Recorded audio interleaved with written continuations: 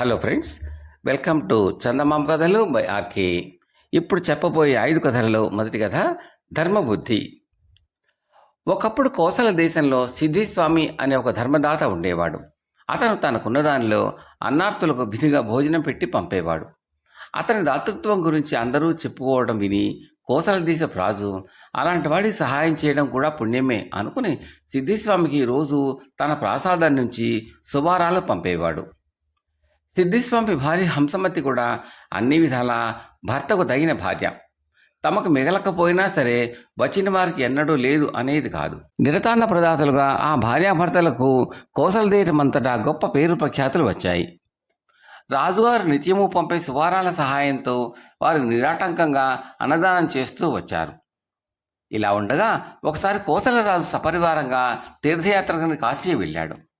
అందరూ గంగా స్నానం చేసి ఒడ్డుకు వస్తూ ఉండగా కొందరు భటులు రాజుగారు వస్తున్నారు, తప్పుకోండి అని కేకలు పెడుతూ జనాన్ని పక్కకు నెట్టసాగారు.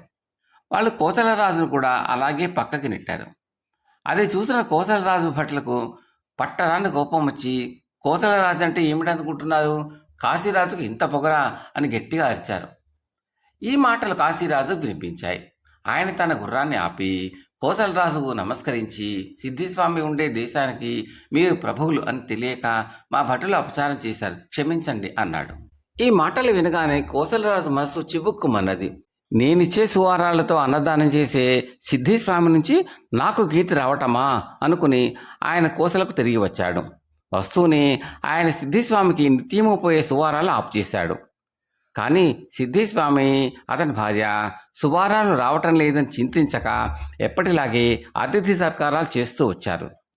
సిద్ధిస్వామికి అపఖ్యాతి కలిగించాలన్న ఉద్దేశంతో కోసలరాజు అతని ఇంటికి రోజు అధిక సంఖ్యలో అతిథులను పంపసాగాడు. సిద్ధిస్వామి తన ధర్మనిష్ట కొనసాగించటానికి తనకి ఉన్న ఆస్తిపాస్తులు క్రమంగా అమ్ముకోవలసి వచ్చింది. ఆస్తి అంతా అయిపోయాక సిద్ధిస్వామి సందాలు వసూలు చేయటానికి బయలుదేరాడు. ఆయన చేసే ధర్మం పట్ల ఆదరం ఉన్నవాళ్ళు ధన సహాయం చేశారు. అయితే అది కూడా క్రమంగా క్షీణించింది. ఒకరోజు సిద్ధిస్వామికి అతి కష్టం మీద కుంచెడు బియ్యం మాత్రం దొరికాయి. అప్పటికే 20 మంది అతిథులు కనిపెట్టుకుని ఉన్నారు. సిద్ధిస్వామి దిగాలు పడ్డాడు. అప్పుడు హంసమతి తన మంగళసూత్రం తీసి భర్తకిచ్చి, తాను పసుపు కొమ్ము మెడకు కట్టుకుని విచారించకండి, పని పూర్తి చేయండి అన్నది. అతిథి సత్కారం నిర్విఘ్నంగా జరిగిపోయింది. ఆనాటితో వాళ్ల వద్ద చిల్లిగవ్వ కూడా లేకుండా పోయింది. ఇక చేసేది లేక ఆయన తన భార్యతో సహా కాశీ పోదామని బయలుదేరాడు. ఆ రాత్రి వారు దారిలో ఒక సత్రంలో బస చేశారు. అదే సత్రానికి ఎవరో 3 యాత్రికులు వచ్చి, మాటల సందర్భంలో ఈ కాలంలో యాత్రికులకు అన్నం పుట్టకుండా ఉన్నది, మేము కోసల దేశం పోయి సిద్ధిస్వామి గారు ఆతిథ్యం పొందుదామని ఊబిళ్ళు ఊరుతున్నాం, బాబు మీకు సిద్ధిస్వామి గారు తెలుసా అని అడిగారు. ఈ మాటలు విని సిద్ధిస్వామి ఆయన భార్య ఆశ్చర్యపోయారు. తెలుసు, ఆయన అక్కడే ఉన్నాడు, మీరు బయలుదేరి వెళ్ళండి అన్నాడు సిద్ధిస్వామి వారితో.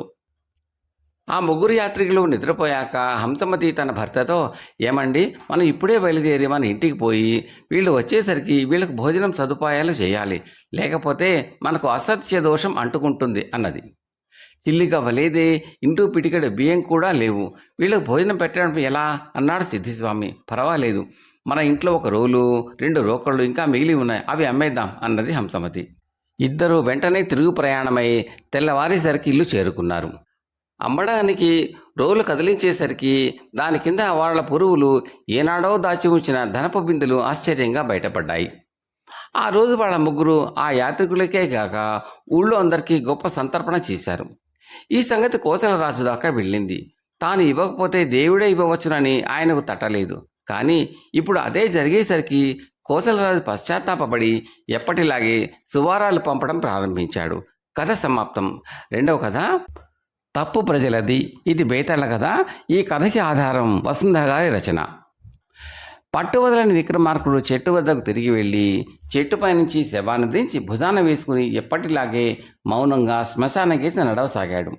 అప్పుడు శబరిలోని బేతాళుడు రాజా భీతి గొలిపి ఈ శ్మశానంలో అర్ధరాత్రి వేళ ప్రతి ఒక్కసారి కార్యభంగం కలుగుతున్నా మరింత పట్టుదలతో కార్యసాధనకు పూనుకోవడంలో నువ్వు కనబరుస్తూ ఉన్న ఓర్పు దీక్షలను మెచ్చుకోవలసిందే. కానీ ఇంతకు నువ్వు సాధించదలిచిన కార్యం లేక పరిష్కరించ చూస్తున్న సమస్య ఏమై ఉంటుందో తెలియటం లేదు.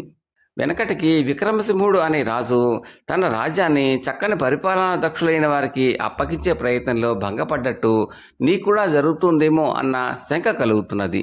అతడి కథ చెప్తాను, శ్రమ తెలియకుండా విను అంటూ ఇలా చెప్పసాగాడు. విశాల దేశాన్ని ఏలే విక్రమసింహ మహారాజుకు పిల్లలు లేరు. అయినా తన ప్రజలని కన్నబిడ్డల్లా భావించే ఆ రాజుకు పిల్లల గురించి చింతనే లేకపోయింది. కానీ దేశ పౌరులు మాత్రం విక్రమసింహుడి తర్వాత తమకు ఎలాంటి ప్రభు వస్తాడో అని బెంగ పెట్టుకున్నారు. మంత్రులు రాజును కలుసుకుని, ప్రభు, తమరు యోగ్యుడైన చిరంజీవిని దత్తత తీసుకొని ఇప్పటి నుంచి తగిన శిక్షణ ఇస్తే మాకు మీ అంతటి మహారాజు మళ్ళీ లభ్యం కావచ్చు అని చెప్పారు. విక్రమసింహుడికి ఈ మాటలు వినగానే రాజు కావాలనుకుంటే వారసుడే కానవసరం లేదని, శిక్షణ ఉంటే చాలని అనిపించింది. ఆ విషయం రాణికి చెబితే ఆమెకు అలా చేయడం మంచిదే అనిపించింది. ఇద్దరూ కలిసి బాగా ఆలోచించాక మహారాజు వద్ద శిక్షణ పొంది కొత్త రాజు కావడానికి సమర్థులైన యువకులు ముందుకు రావాల్సిందని దేశమంతటా చాటింపు వేయించారు. ఆ చాటింపు ఎందరో యువకులు రాజధానికి వచ్చారు. మహారాజు స్వయంగా వారందరినీ పరీక్షించాడు. చిట్ట చివరకు అన్ని విధాల సరిసమానులు, మిగతా అందరికంటే అధికులు అనిపించుకున్న వారు ఇద్దరు. వారు సుశాలుడు, కుశాలుడు అనే ఇద్దరు యువకులు. ఆ ఇద్దరిలో ఒక్కడిని మాత్రమే ఎన్నిక చేయడం అసాధ్యం అనిపించింది రాజుకు. ఆయన వారితో, మీరిద్దరూ ఎందులోనూ ఒకరికొకరు తీసిపోరు, కానీ మీలో ఒక్కరు మాత్రమే విశాల దేశానికి రాజు కాగలరు. రాజు అంటే సామాన్యమైన పదవి కాదు. రాజు దేవుడితో సమానం. మీరు మానవ ప్రయత్నంతో ఎన్నో విద్యలు నేర్చారు. దైవశక్తితో మరికొన్ని విద్యలు నేర్చుకుని రండి. అందుకు మీకు 1 ఏడాది గడువు ఇస్తున్నాను. 1 ఏడాది తర్వాత మీలో ఎవరు ఎక్కువ దైవానుగ్రహం పొందితే వారిని విశాల దేశపు రాజును చేస్తాను. ఇక వెళ్ళిరండి అని చెప్పి పంపాడు. సుశాలుడు, కుశాలుడు సమీప అరణ్యంలోకి వెళ్ళి తీవ్రంగా తపస్సు చేశారు. 1 ఏడాది తిరగకుండా వారిద్దరికీ దేవుడు ప్రత్యక్షమై ఏం వరం కావాలో కోరుకోమన్నాడు. నా దేశంలో ప్రజలు సుఖంగా ఉండాలి అని కోరాడు సుశాలుడు. దేవుడు ప్రసన్నుడై, నాయనా, నీవు ఎటువంటి క్లిష్ట సమస్యనైనా పరిష్కరించగల మేధాశక్తిని కలిగి ఉంటావు. ప్రకృతి ఋతుధర్మాన్ని పాటిస్తుంది. ఎటువంటి రోగానికైనా మందు కనిపెట్టగల వైద్య ప్రముఖులు నీ దేశంలో రాణిస్తారు. ఇటొచ్చి నీవు దేశానికి రాజువు కావాలి. అప్పుడే నేను ఇచ్చిన వరాలు నీకు పనిచేస్తాయి అని చెప్పి మాయమయ్యాడు. ఆ తర్వాత దేవుడు కుశాలుడికి ప్రత్యక్షం కాగానే అతడు, నా ప్రజలు నా మాటను శిలాశాసనంగా భావించాలి. నాకు ఎదురు తిరిగిన వారిని సర్వనాశనం చేయగల శక్తి నాకు ఉండాలి. నన్ను నమ్మిన వారికి నిరంతరం వైభోగాలు, విలాసాలు ఉండాలి అని కోరుకున్నాడు. తథాస్తు, నీవు దేశానికి రాజు అయినప్పుడే నేను ఇచ్చిన వరాలు పనిచేస్తాయి. నా వరాలు నీకు, నీ దేశానికి మాత్రమే పరిమితం అవుతాయి అని వరమిచ్చి మాయమయ్యాడు దేవుడు. కుశాలుడు, సుశాలుడు విశాల రాజధానికి వెళ్ళి రాజు విక్రమసింహుడిని కలుసుకుని తాము సాధించిన దైవశక్తుల గురించి చెప్పారు. ఆయన జరిగిందంతా విని, ఏ దేశానికైనా ప్రజలను కన్నబిడ్డల్లా చూసుకునే రాజు ఉండాలి. శత్రువులను సర్వనాశనం చేయగల శక్తి ఆ రాజుకు ఉండాలి. ఇందుకు గాను మీలో ఇద్దరికి చెరిసగం లక్షణాలు మాత్రమే ఉన్నాయి. పోనీ ఒకరిని రాజును చేసి మరొకరిని సేనాధిపతిని చేద్దామా అంటే మీరు రాజు కాగలిగినప్పుడే మీ శక్తులు పనిచేస్తాయి. ఇద్దరు శక్తులను ఒకేసారి ఉపయోగించుకునే అవకాశం దేశానికి లేకుండా పోవడం నాకు అంతగా నచ్చలేదు. అందువల్ల నేను అరణ్యానికి వెళ్ళి దేవుణ్ణి ప్రార్థించి మీ శక్తులు దేశానికి ఉపయోగపడేలాగా చేస్తాను. ఈలోపుగా మీరు కొంతకాలం పాటు ప్రజల మధ్య సంచరిస్తూ వారి కోసం మీరు ఏమేం చేయగలరో చెప్పుకుని ప్రజాభిమానం పొందండి అని చెప్పాడు. ఆ ప్రకారం సుశాలుడు, కుశాలుడు ప్రజల మధ్యకు వెళ్ళారు. రాజ్యాన్ని మంత్రులకు అప్పగించి విక్రమసింహుడు సమీపంలో ఉన్న అరణ్యానికి వెళ్ళి 3 మాసాల పాటు కఠోర తపస్సు చేయగా ఆయనకు దేవుడు ప్రత్యక్షమయ్యాడు. ఆయన రాజు మనస్తాపం గురించి తెలుసుకుని, నాయన, సుశాలుడు మంచివాడు, కుశాలుడు చెడ్డవాడు. తమ బుద్ధులకు తగినట్టుగా వారు కోరికలు కోరారు. వారి తపస్సుకు మెచ్చి నేను వారి కోరికలు తీర్చాను అని వివరించి చెప్పాడు. విక్రమసింహుడు వెంటనే, లోకపాలక, మంచివాడి కోరికలు తీర్చావు సరే, చెడ్డవాడని తెలిసే నువ్వు కుశాలుడి కోరిక ఎందుకు తీర్చావు అని అడిగాడు. నాకు వాళ్ళ నియమనిష్టలే తప్ప మంచి చెడ్డలు ముఖ్యం కాదు. అయినా రాజైనప్పుడే వారి వరాలు పనిచేస్తాయని నియమం పెట్టాను కదా. వారిలో ఎవరిని రాజును చేయాలి అన్న శంక నీకు తగదు. ఆ నిర్ణయాన్ని ప్రజలకే విడిచిపెట్టు. ప్రజలను మంచివారు, చెడ్డవారు ఉంటారు. నీ విశాల దేశాన్ని 2 భాగాలు చేయి. సుశాలుని కోరుకున్న వారందరూ ఒక భాగంలో ఉంటారు. కుశాలుని కోరుకున్న వారందరూ రెండవ భాగంలో ఉంటారు. వాళ్ళిద్దరూ చెరో భాగానికి చెరొకరు రాజుగా ఉంటారు. నీ సమస్య తీరినట్లే కదా. ఇక ప్రజల సమస్య అంటావు, అది వారు కోరి తెచ్చుకున్నదే, కాబట్టి నీకు చింత వలదు అని చెప్పి దేవుడు మాయమయ్యాడు. తెలిసి తెలిసి చెడ్డవాళ్ళని రాజుగా కోరుకునే ప్రజలు ఉంటారా అని విక్రమసింహుడు అనుకున్నాడు.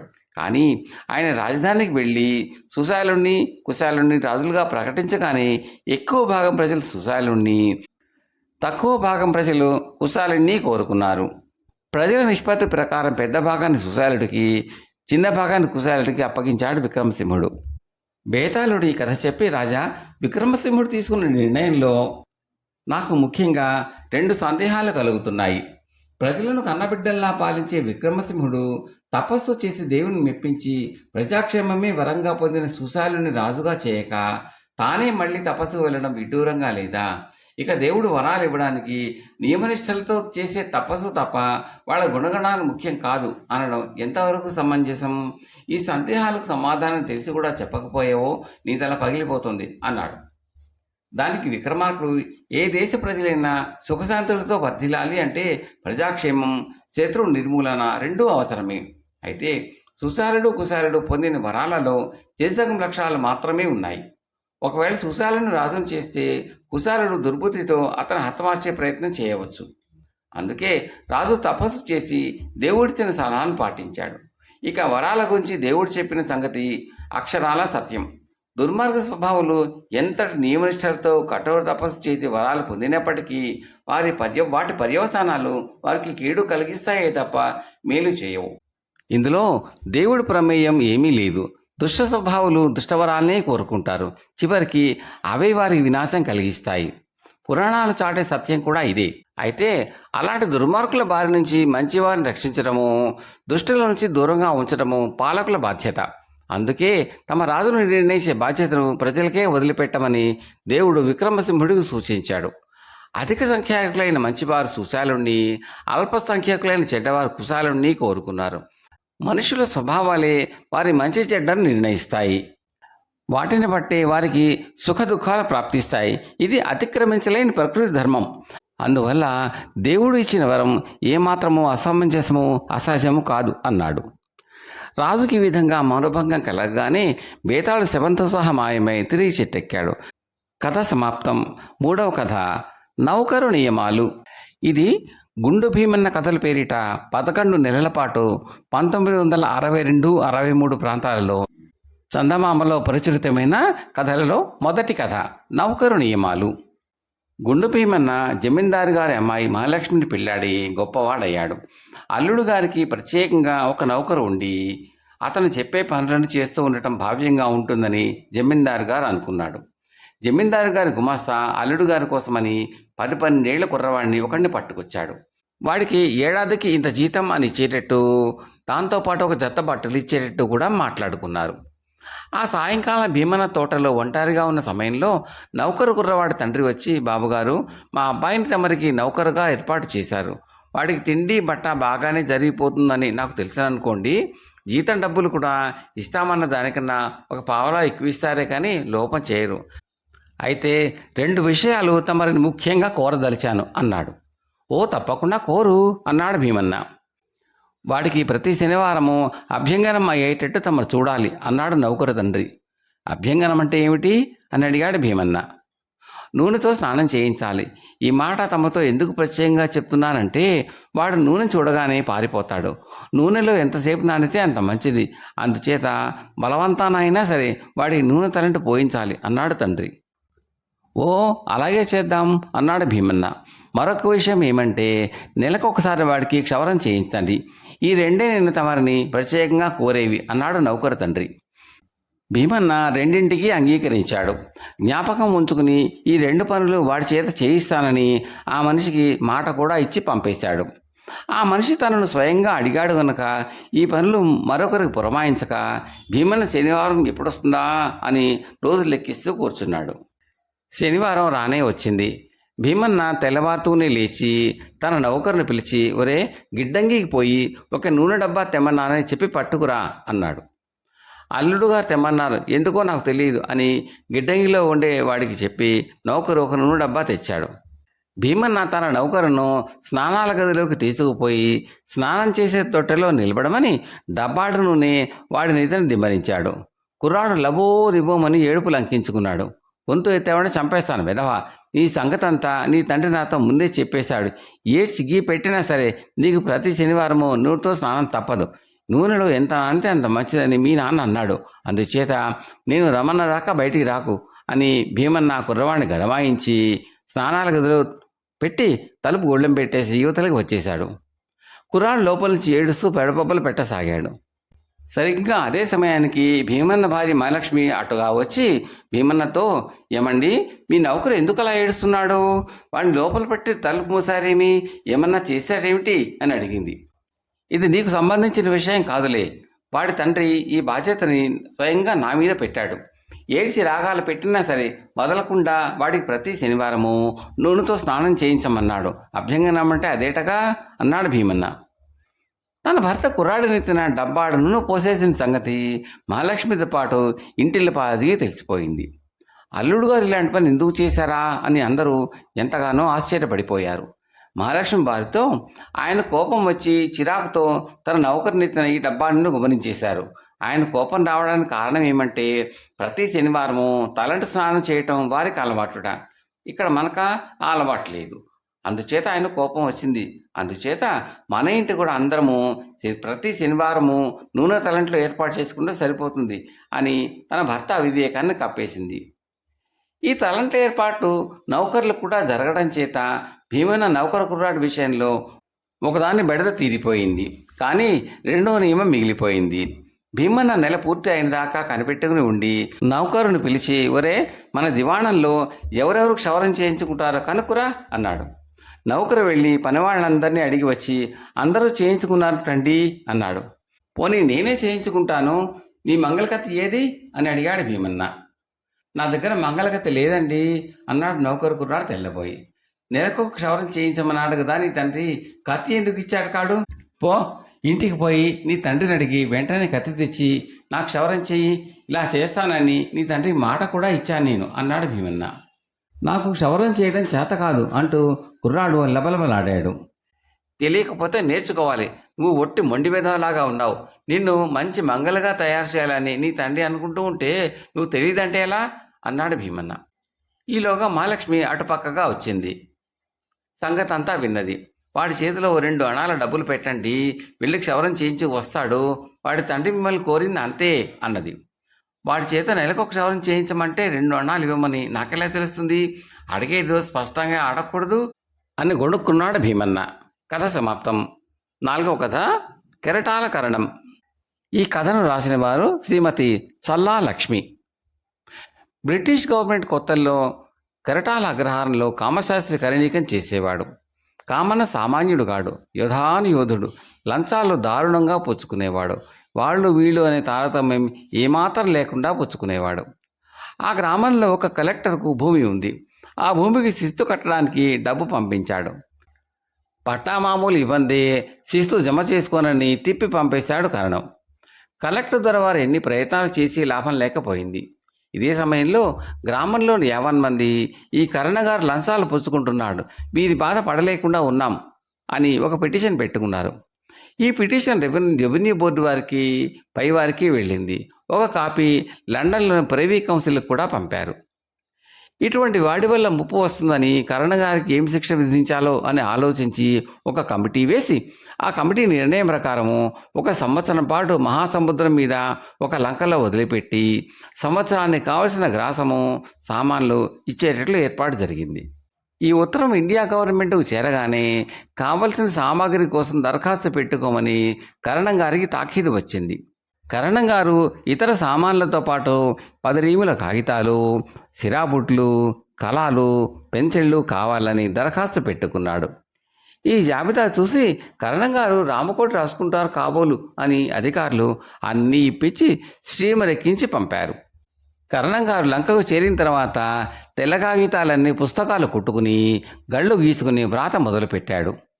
10 కెరటాలు వడ్డుకు వచ్చినవి, అందులో 8 కెరటాలు తిరిగిపోయినవి, బాకీ 2 కెరటాలు. ఈ విధంగా తన ఇష్టం వచ్చిన రాసుకుంటూ పోతున్నాడు. పుస్తకాలు నిండిపోతున్నాయి. ఇంతలోనే ఈస్ట్ ఇండియా కంపెనీ వారి వర్తక ఓడ ఆ లంకకు వచ్చింది. కరణం గారు దాన్ని ఆపుచేసి 100 రూపాయలకు చిత్తు రసీదు రాసి సొమ్ము తెమ్మని అడిగాడు. స్టీమర్లో ఉండే ఈ రసీదేమిటి, నీవెవరు అని అడిగాడు.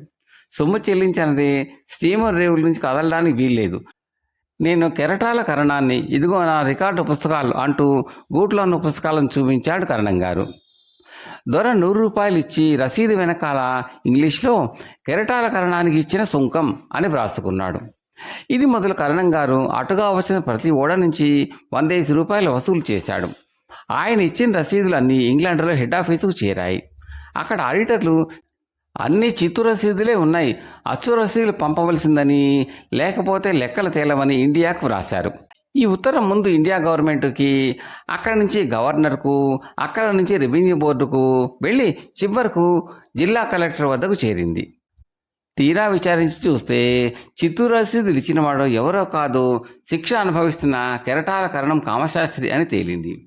ఇంత సమర్థుడైన వాడికి శిక్ష అనవసరమని, కరణాల మామూళ్ళు లంచాలు కావని ప్రభుత్వం నిర్ణయించి కామశాస్త్రి శిక్ష రద్దు చేసింది. కథ సమాప్తం. 5వ కథ నిజము నీడా. కథలోకి వెళ్ళబోయే ముందు ఒక చిన్న రిక్వెస్ట్. మీకు ఈ కంటెంట్ నచ్చితే లైక్ చేసి, ఇప్పటి వరకు సబ్స్క్రైబ్ చేయకపోతే సబ్స్క్రైబ్ చేసి గంట సింబల్లోకి ఆల్ కూడా నొక్కండి. ఈ కథలపై మీ అభిప్రాయాలను తప్పక కామెంట్లలో పెట్టండి. Thank you very much. ఇక కథలోకి వెళ్దామా. ఒక పసిపాప అప్పుడప్పుడే పాకటం నేర్చుకుంటున్నది. ఒకసారి ఈ పాప తన నీడను చూసుకుంటున్నది. ఆ నీడ దానికి వింతగా కనపడింది. ఆ నీడను అందుకోవాలని పాప ముందుకు పాకింది. కానీ పాపతో పాటు నీడ కూడా ముందుకు పోయింది. ఇలా ఎంత శ్రమపడిన పాపకు నీడ చిక్కనే లేదు. ఆ నీడతో ఆడుకుందామని అది చేసిన ప్రయత్నాలన్నీ వ్యర్థం కాగా పాప ఏడుపు మొదలుపెట్టింది. ఏడుస్తూనే అది తన నీడను అందుకోవటానికి పడుతూ లేస్తూ పాకి నానా రుష్టు పడుతున్నది.